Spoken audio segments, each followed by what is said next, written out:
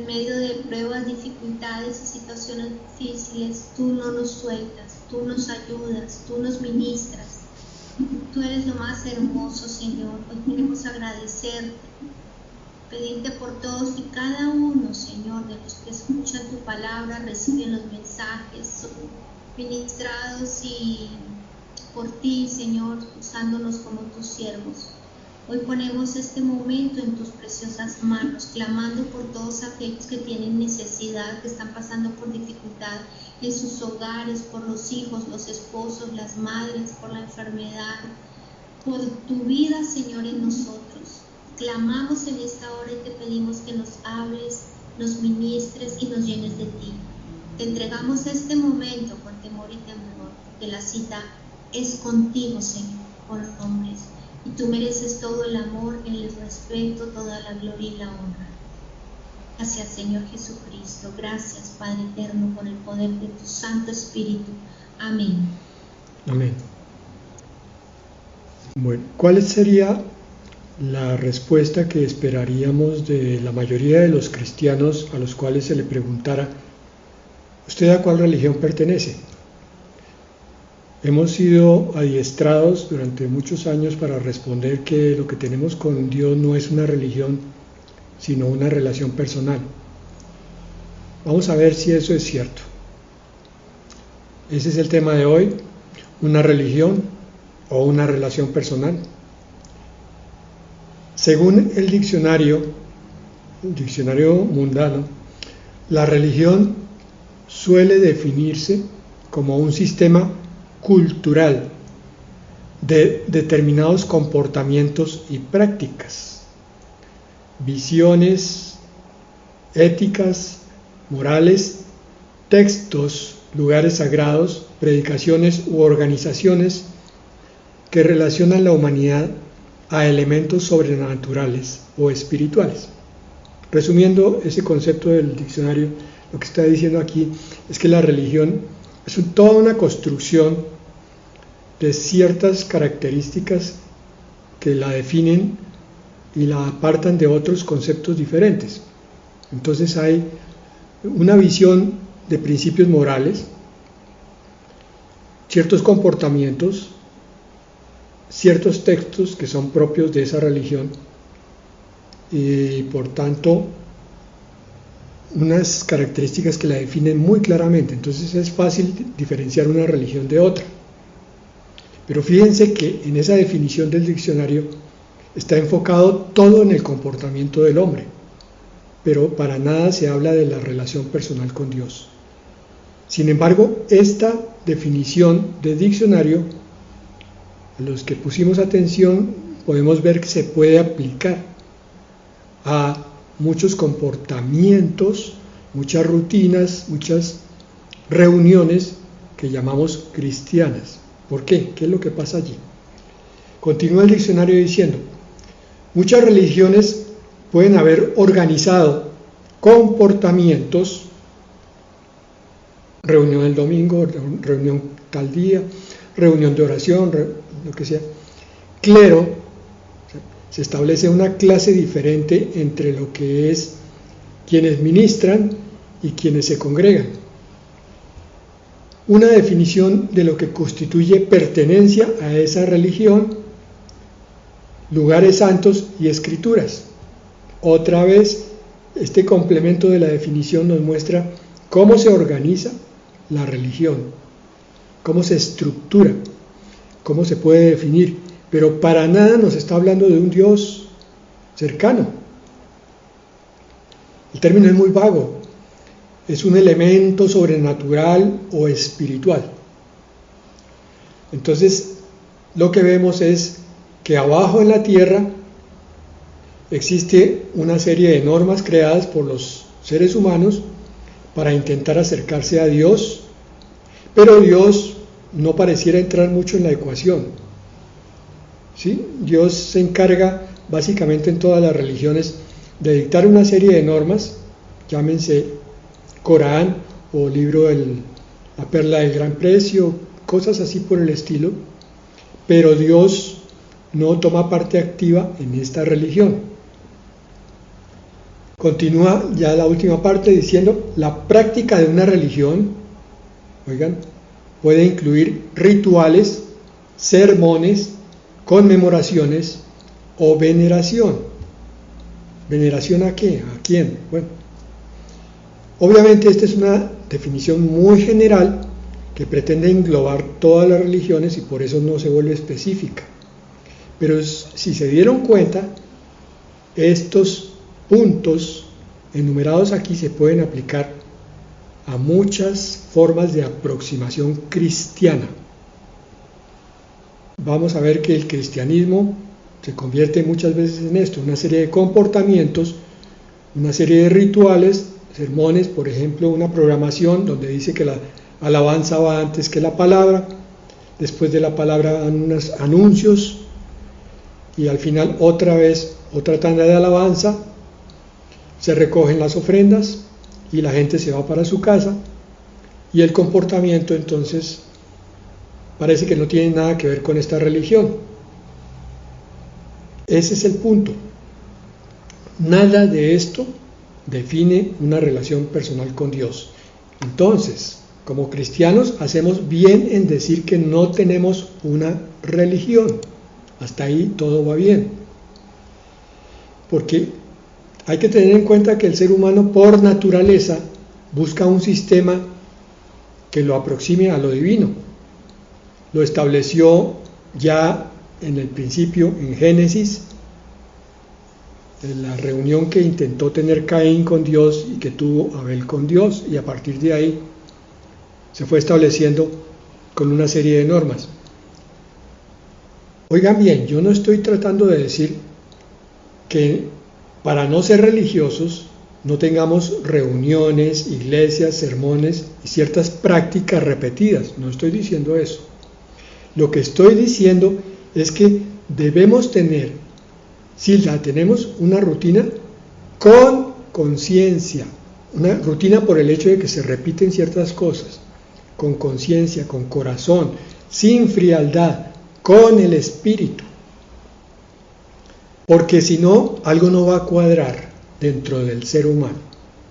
No sé a quienes les haya pasado eso, pero algunas veces vamos a una congregación, a un culto, a una reunión de oración, lo que sea, y algo no cuadra. Algo dentro de nosotros está diciéndonos, no, así no es. Ahí tenemos que tener cuidado porque Satanás a veces se mete a decir, no, esta iglesia no te sirve, no te gusta, no es aquí. Pero estoy diciendo que también el Espíritu Santo puede hablar de esa manera y decir, no, ¿por qué no dejan que el espíritu del hombre se aproxime al Espíritu de Dios? ¿Por qué todo lo convierten en una repetición vacía? Como está claramente profetizado para el pueblo de Israel en Isaías 29:13, teniendo en cuenta que esta palabra vuelve y la retoma el Señor en Marcos 7:8. Vamos a leer primero Isaías 29:13. Dijo entonces el Señor, por cuanto este pueblo se me acerca con sus palabras y me honra con sus labios, pero aleja de mí su corazón, y su veneración hacia mí es solo una tradición aprendida de memoria. Analicemos un poquito. El propio Señor está diciendo, muchas de las reuniones de ustedes no me gustan, porque se convierten en una cuestión de labios para afuera únicamente. Amén, aleluya, tantas frases que repetimos los cristianos y tantas palabras, pero que no son surgidas del corazón, porque el Señor dice, aleja de mí su corazón. Ese supuesto creyente trajo el cuerpo, pero no trajo el corazón, no trajo el alma y tampoco trajo el espíritu. Entró su cuerpo como un zombi, se sentó, se paró, si es el caso se arrodilló, levantó manos, pero el cuerpo, porque no se conectó el espíritu de ese hombre con el espíritu de Dios. Y entonces se convierte en una tradición aprendida de memoria, dice Isaías 29:13. Una tradición es algo que se repite porque así lo hicieron antes aquellos que nos enseñaron. Mis padres desayunaban de tal manera, a tal hora y con tales cosas, entonces esa es la tradición para mi casa. Y cuando yo me caso, trato de llevar esa tradición a mi nuevo hogar. Y si es posible, mis nietos continúan con la tradición. Y hay grupos étnicos que son fieles guardianes de tradiciones firmes y fuertes. Pero se va perdiendo con el tiempo el espíritu por el cual nació esa tradición. Ya no se entiende por qué se hace. Y eso ocurre en el pueblo judío, por lo cual el Señor los exhorta con Isaías 29:13. Pero el Señor Jesucristo, cuando está hablando con los judíos y los fariseos, vuelve y repite esa profecía de Isaías en Marcos 7, del 6 al 8. Pero yo voy a leer solamente el versículo 8, que es el que complementa lo que el Señor dijo de Isaías. Dice: dejando el mandamiento de Dios, os aferráis a la tradición de los hombres. Es, no sé si increíble o no, pero lo que iba a ser una conexión entre la criatura y el Creador termina por convertirse en una costumbre, en una repetición vana, en un ritual que choca profundamente al corazón de Dios. Puede que al corazón del hombre no. El hombre se adapta fácilmente a las rutinas y entonces todos los días se despierta a las 6 de la mañana o a las 9 de la mañana, como mejor le parezca. Desayuna con café o chocolate o tamal o lo que sea. Es su tradición. Y esa tradición a veces choca con la tradición de otros hogares. Es lo mismo por lo que a veces en nuestras iglesias hay choques. Pero es que nosotros hacemos las cosas así, y los otros dicen, pero es que nosotros las hacemos así. Así les aprendimos en nuestra denominación. Y la pregunta sigue en el aire: ¿y qué de la relación con Dios? ¿Dónde está? Cuando el Señor Jesús vino, denunció en ese tiempo el statu quo del judaísmo, que es esto que acabamos de definir. El judaísmo se había convertido en una tradición, en una religión más, y el Señor había quedado fuera de esa religión.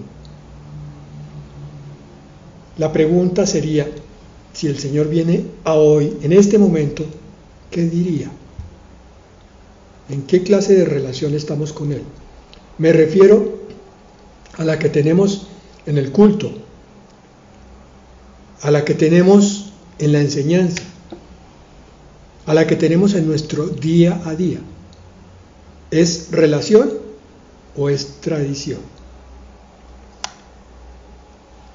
En Jeremías 29, 11, 14 tenemos una palabra que nos ha rondado a mi esposa y a mí muchísimo en estos días, porque entendimos que lo que pasó, ya saben ustedes, fue que el Señor envió un pequeño mensajero a que tocara los corazones con un propósito, y es que todos nos despertáramos un poco más para ver si estábamos buscando a Dios realmente. Dice Jeremías 29, 11: porque yo sé los planes que tengo para vosotros, declara el Señor, planes de bienestar y no de calamidad, para daros un futuro y una esperanza. Aquí está resumido el plan de Dios, desde el principio hasta el final. El plan de Él es hacer que nosotros entendamos que estamos siempre al borde de recibir una bendición, que no es un trato fuerte lo que Dios pretende darnos, que a veces tiene que hacerlo porque no entendemos, porque no reaccionamos, porque no abrimos el corazón como es, pero que siempre el Señor está queriendo amarnos con su amor espectacular, grandioso, manifestado de tantas maneras: vida, salud, abundancia, paz, todo. para darnos un futuro y una esperanza, que no es solamente para acá, sino para la vida que ha de venir además, que no es solamente para el día de hoy, sino para el día de mañana también.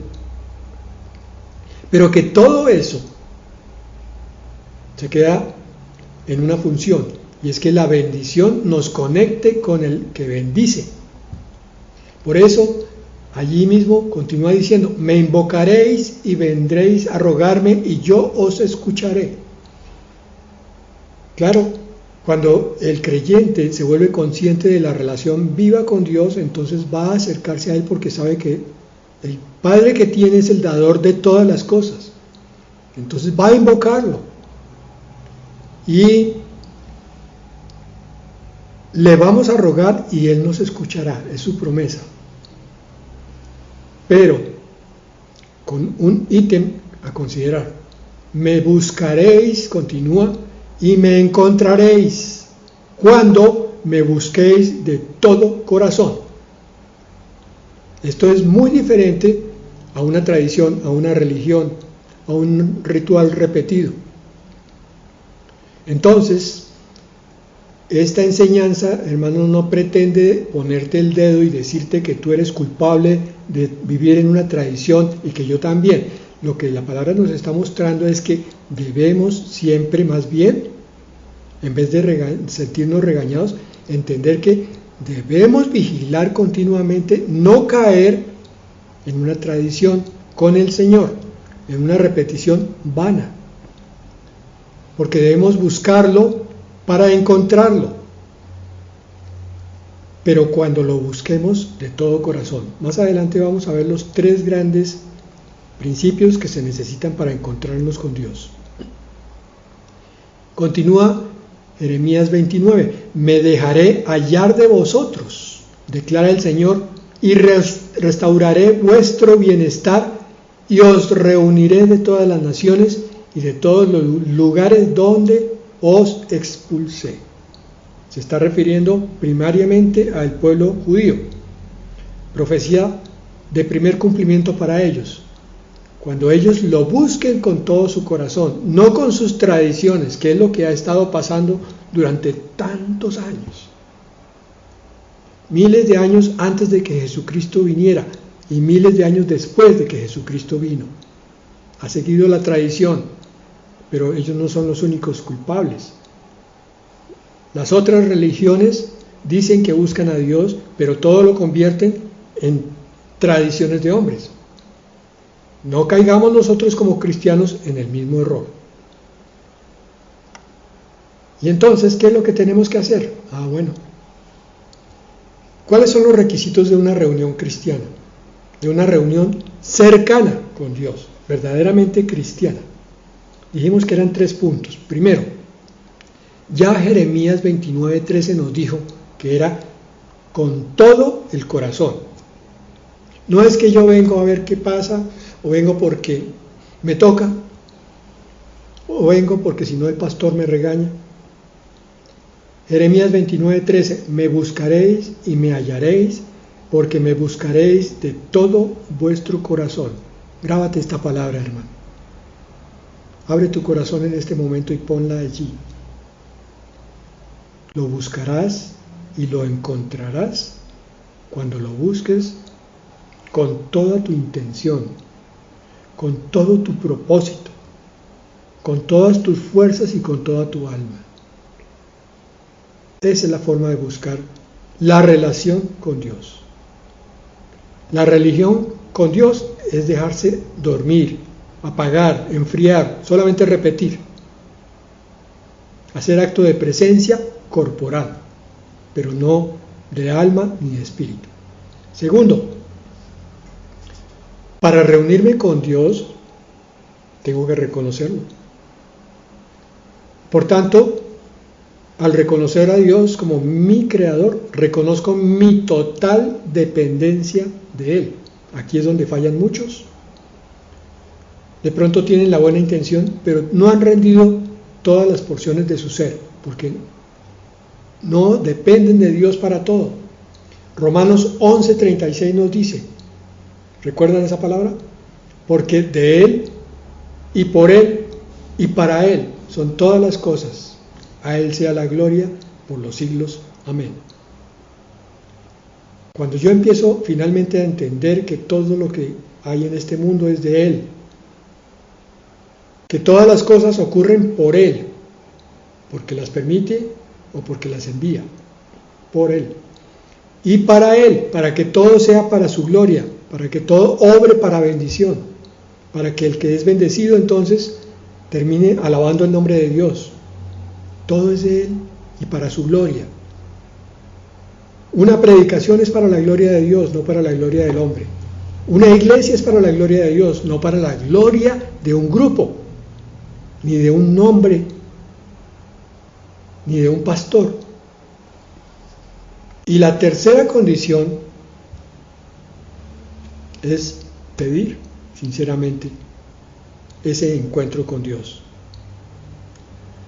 Mateo 7, versículos 7 y 8. Mateo 7, 7 y 8. Pedid y se os dará. Señor, quiero encontrarme contigo. Buscad y hallaréis. ¿Por qué esto? Porque yo puedo pedir, pedir y pedir y no todavía recibir. Señor, quiero encontrarme contigo, pero esta noche no me encuentro con Él ni mañana. Y pasan los días y no me encontré con Él cuando de pronto un día vino el Señor sobre mí. Por eso hay que continuar buscando después de pedir. No apartarse porque pedí y el Señor no me respondió. No. El Señor responde a su tiempo. Es mi tiempo el que tiene que acomodarse a su tiempo. Llamad y se os abrirá. Padre mío, yo soy tu hijo. Papá, te llamo. Aquí estoy. Si no sientes que Dios te ha respondido, créelo.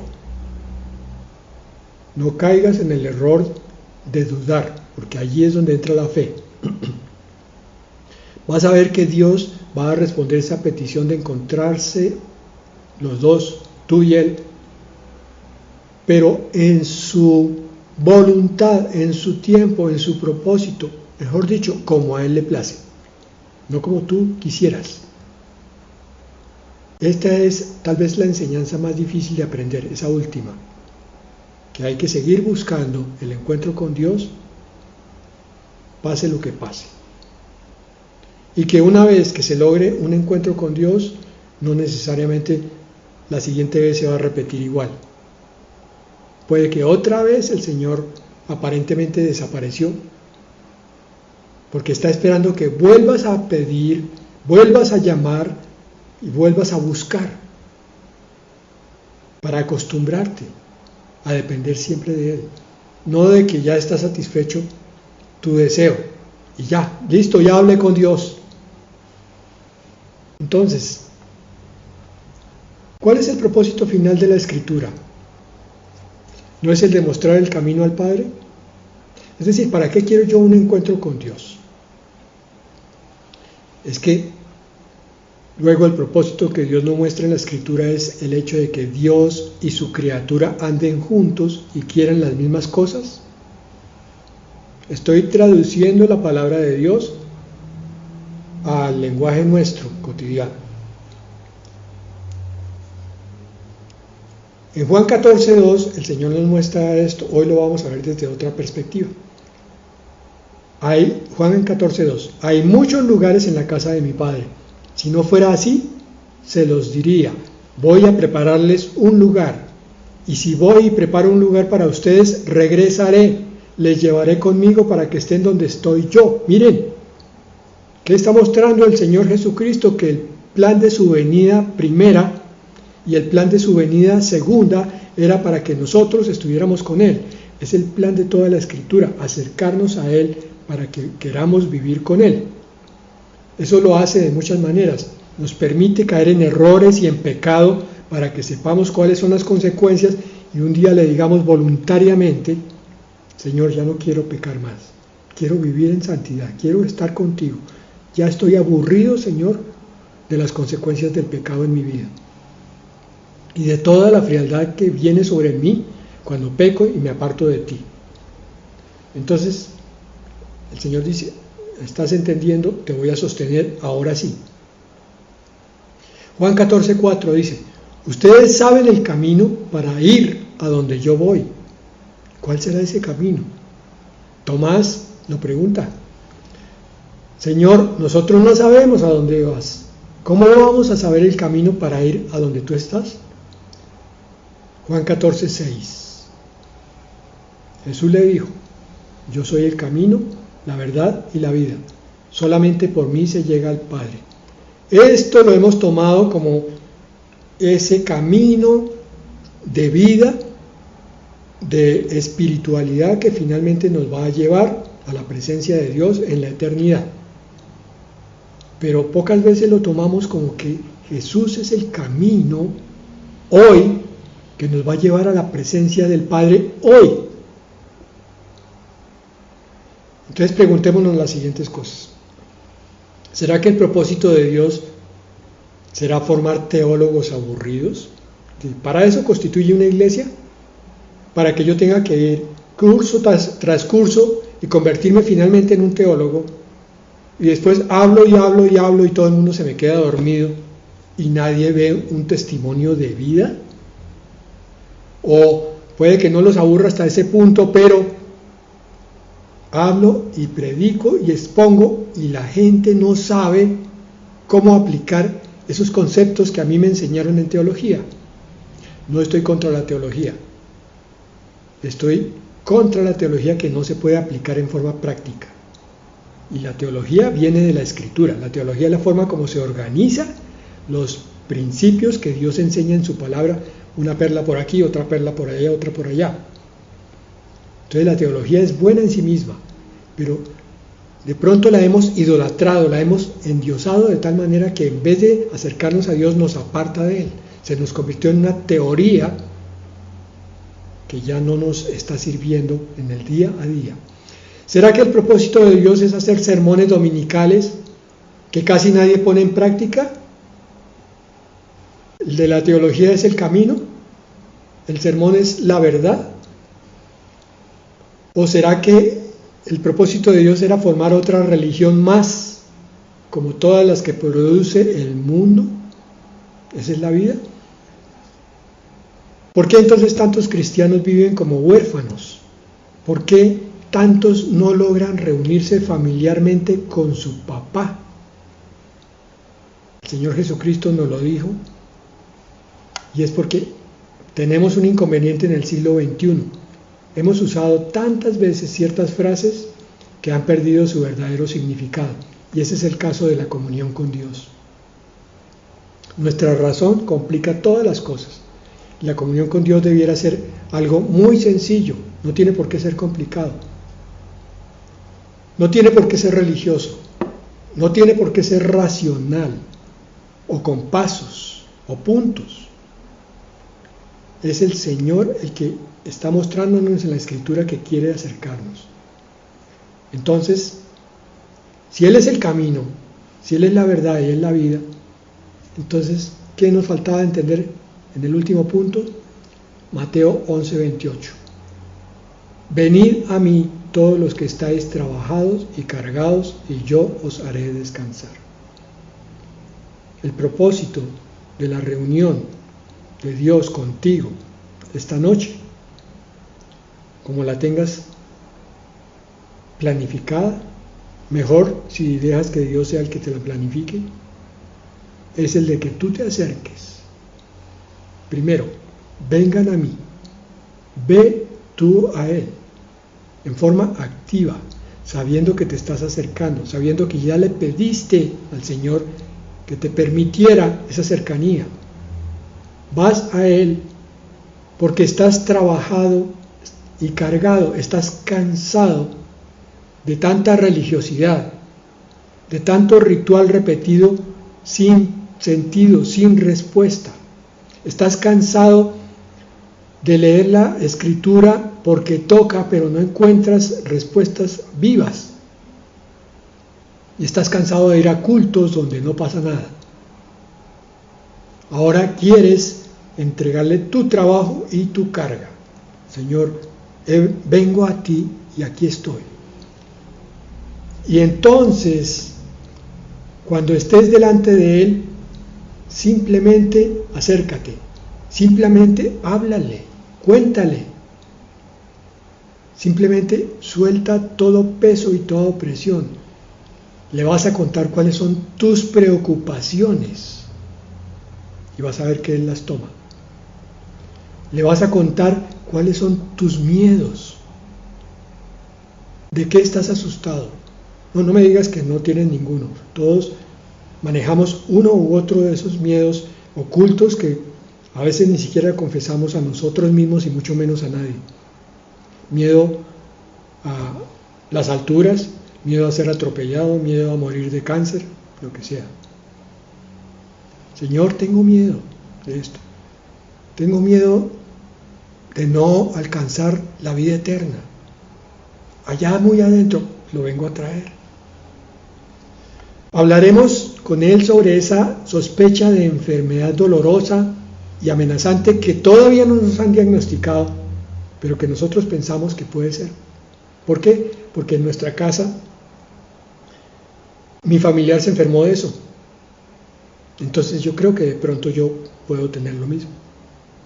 Señor, aquí está este temor. Señor, esperamos que tú como papá te levantes y nos defiendas de tantas cosas que a veces nos amenazan y nos ayudes a resolver estas otras pequeñeces que como niños simplemente nos tienen acorralados. Estamos poniéndonos en el papel del niño pequeño que sale al barrio y lo matonean por allá y entonces regresa donde su papá a contarle qué fue lo que le pasó y cómo se asustó. Papá, ayúdame, porque la próxima vez que salga van a volver a matonearme. No, hijo, yo voy a salir contigo. O simplemente le vas a contar cómo esperamos ya no más sentirnos solos en la vida, como un huérfano. He perdido a todos mis seres amados, me he quedado solo y me tocó asumir una responsabilidad muy pesada, la de guiar a otros. Señor, aquí estoy, necesito que me fortalezcas, necesito que renueves mi visión de vida, necesito que me muestres que esto no es una carga insoluble, sino que cada situación que estoy viviendo tiene un propósito, Señor. Háblame tú. Finalmente, debemos tener entonces el corazón dispuesto para que ese encuentro con Dios sea el mejor momento de nuestras vidas y para que entonces queramos repetirlo continuamente. ¿Por qué es tan importante ese encuentro? Y termino con esto. Porque a lo largo de la Biblia hubo muchísimos varones y mujeres que tuvieron un encuentro directo y personal con Dios. El caso de Juan, del apóstol, allá en la isla de Patmos, cuando estaba en el Espíritu, dice él, y recibe la visión del varón vestido de blanco con el cinturón de oro. Y ese varón, que era el Cordero de Dios, le da la revelación más grandiosa que tiene la Escritura con respecto al tiempo del fin, por un encuentro personal. Juan con su Creador. O la conversión de Pablo, que estaba viviendo en una religión repetitiva, absurda, con una cantidad de normas que lo tenían esclavizado, y él creía que estaba haciendo bien, pero tiene un encuentro personal con el Señor Jesucristo, lo derriba y le cambia totalmente la vida, empezando por el nombre. De Saulo pasa a ser Pablo y se convierte en el apóstol más productivo en cuanto al crecimiento de la iglesia primitiva, por solamente un encuentro con Dios. Y lo que viene a partir de ahí, el resto de la relación entre Pablo y su Señor. O Esteban,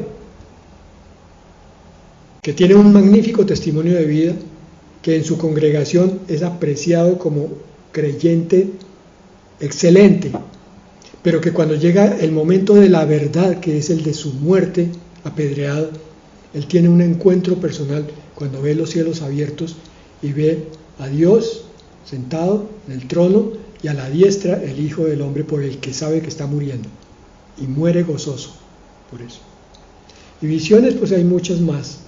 Está Isaías en el capítulo 6, un encuentro personal con Dios. Está Elías en el Primera de Reyes 9:12, cuando el Señor se presenta en la cueva, porque Elías estaba derrotado en su ministerio. Y el Señor, con un zumbido, un susurro apacible, un silbo apacible, viene a revelarle que lo que acaba de hacer Isaías es muy importante, pero que apenas está empezando su misión. Entonces, que se levante y vaya otra vez a trabajar para Dios. Y Elías también es uno de los grandes profetas del Antiguo Testamento, porque tenía encuentros personales con Dios. Estos profetas no hablaban palabras y Dios no se las revelaba a ellos en encuentros personales. O Moisés en la zarza ardiente. Todo el mundo conoce ese tremendo encuentro que levanta a un líder para liberar a un pueblo tan grande. O Abraham, el Señor le dice que le va a dar una descendencia, y Abraham recibe esa revelación de que su vida tiene un propósito grande y va a ser el ascendiente de numerosos descendientes. Bueno, a los que quieran buscar, allí hay multitudes de encuentros personales. La Biblia está llena de esa relación directa y personal con Dios. Así que, hermanos, es hora de buscar un cristianismo más auténtico, más bíblico, no tradicional, no apagado y frío como desgraciadamente hemos recibido en muchas partes. No es una iglesia con un culto, con una alabanza y pare de contar. Es una visión personal de Dios la que cada creyente debe tener de su Padre Celestial. Vamos a orar. Aquí estamos, Padre, dándote gracias por enseñarnos, Señor. A través de nuestra vida hemos visto, Padre, congregaciones creadas en la carne, y todos los miembros de esta llenos de carne, Señor, con eventos, con múltiples compromisos desgastadores y cansados. Tú no quieres obras, Señor. Tú quieres relación. Tú quieres un corazón limpio, dispuesto y sincero para ti. Tú quieres horas, tiempo íntimo contigo. Quieres nuestro silencio para poder escuchar tu voz en ese silbo apacible, en esa quietud y en ese reposo. Señor, cuando hemos pasado por mar de tormentas, eres tú, Señor, el que nos ha calmado. Amén. Es escuchar tu palabra y confiar en ti y saber que tú tienes el control. Que no son los múltiples eventos y trabajos y desgastes, sino venir a tus pies y decir: Señor, aquí estoy. Hoy ponemos delante de ti nuestra vida. Enséñanos a relacionarnos más, a conocerte más, a dejarnos ministrar por tu Santo Espíritu en esa quietud y en ese reposo, en esa quietud y en esa confianza, como lo has hecho con nosotros. Porque tuvimos pruebas muy difíciles, Señor, muy duras, y tú de todas nos has sacado. Tu palabra así lo dice: en el mundo tendréis aflicción, pero confiad, yo he vencido al mundo. Tú ya venciste. Estamos aquí, nos postramos ante ti, nos sometemos a tu voluntad, porque es buena, es agradable y es perfecta. Ayúdanos y gracias por tu palabra. Permítenos esta semana que no nos reunimos poder trabajar en esto, en mejorar nuestra vida, nuestra relación, y permítenos seguir creciendo en ti, Te damos gracias, Señor. Siembra y sella en nuestros corazones tu palabra. En el nombre de nuestro Señor Jesucristo. Amén. Amén.